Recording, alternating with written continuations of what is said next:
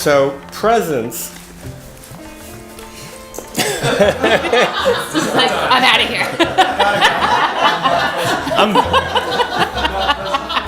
See, that's it, right? That's life. Yeah. Presence is awareness in material form. It's really our embodiment. We are presence. It's what we are. If presence is gone, we're gone. It's an alive existence. It's actual aliveness, which is completely invisible. No one has ever seen aliveness, but nobody would ever doubt it for themselves. It's our aliveness. It's so everywhere that it's unbelievably easy to miss. But it's the most, not only important thing, it's the thing that feels the best. It's the one thing we wouldn't trade in for anything.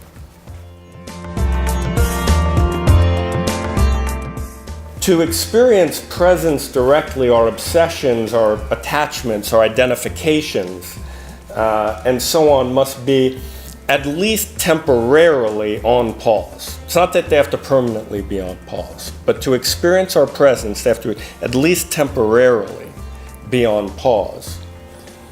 For example, those moments where we're walking on the beach and you can actually feel the sand between your toes, and your toes have that nice kind of clawy feeling, and there's that feeling through the calves, and maybe the water touches your feet, that kind of thing, and there's an unclutteredness of mind, there's an openness. That circumstance is super duper conducive to that. Sitting in meditation is a circumstance that's very conducive to that kind of release of thought matter.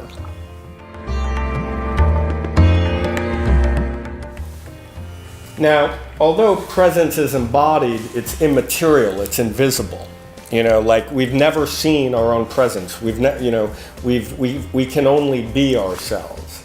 The hallmark of pretty much all spiritual traditions is that they focus on these invisible depths of being a human being, these parts of ourselves that are so important, so central, but so easily overlooked. But it's usually the immaterial or the invisible side. Spiritual tradition is spirit even kind of means that, the deeper depth, the invisible part.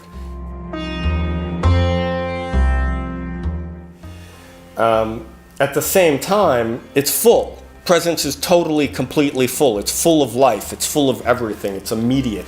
It's palpable. It's substantial. It's visceral.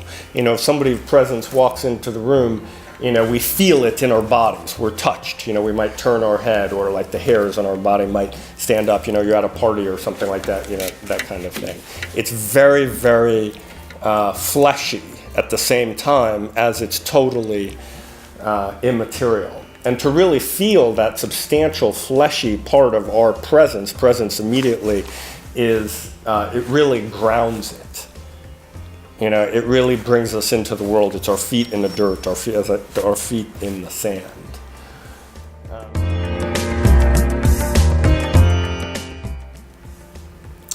By noticing that presence has both qualities of emptiness and fullness, we can see that presence transcends paradoxes and contradictions and viewpoints. It transcends any kind of rationality or logic, because presence is what's doing the looking. It's what's doing the thinking. It's what's creating the logic or the context or the viewpoint. Presence is as full as it is empty. There's nothing we can say about it within any conceptual framework or idea or anything like that actually captures it. It's there before we think anything at all.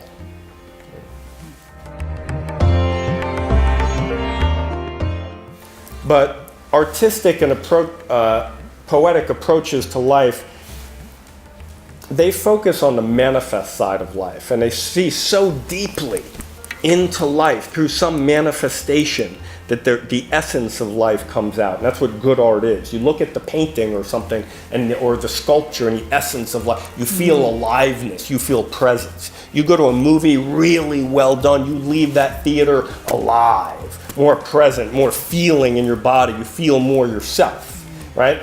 That's good art.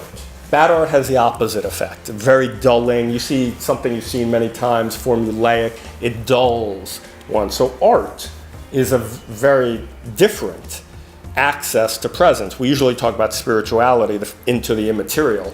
Art is going into the phenomenal of the material, and the immaterial is evoked in it. For example, so there's practices that, that increase presence and practices that decrease presence. Stillness and focus in the breath tends to increase presence. It's probably the most popular way that it's done. And it's available to us all the time, even while we're in motion, but especially while we're not. And if we start our day with a little bit of that, what's nice about the practice of presence is it starts to just become spontaneous. You get those sort of freebies, like your bad day, and for no reason at all, you just start feeling great. And you know that it's just because you're aware and you feel good. You just know you get that. So if you practice presence, it tends to become more and more spontaneous.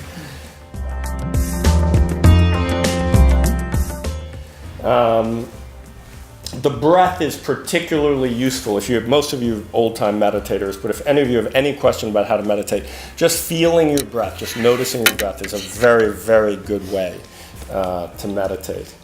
So art, spirit, and community, or engaging with other people in quality interactions, all of those will increase presence. Community is another very, very powerful way.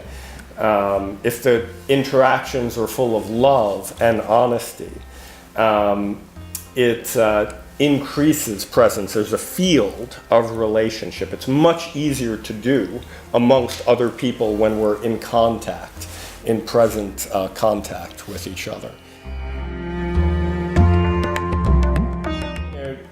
If we just cut to the chase, what is the practice of presence? Well, it's very simple. It's not complicated. It's letting go of thoughts. It's letting go of the complexity of our thoughts. Our thoughts feel like they need to be thought. They have an instinctive stickiness to them. We're always going to be present, let go, and relax after we have this thought. So the practice of presence is letting go of the complexity of our thoughts. It's counterintuitive to the ego to do that.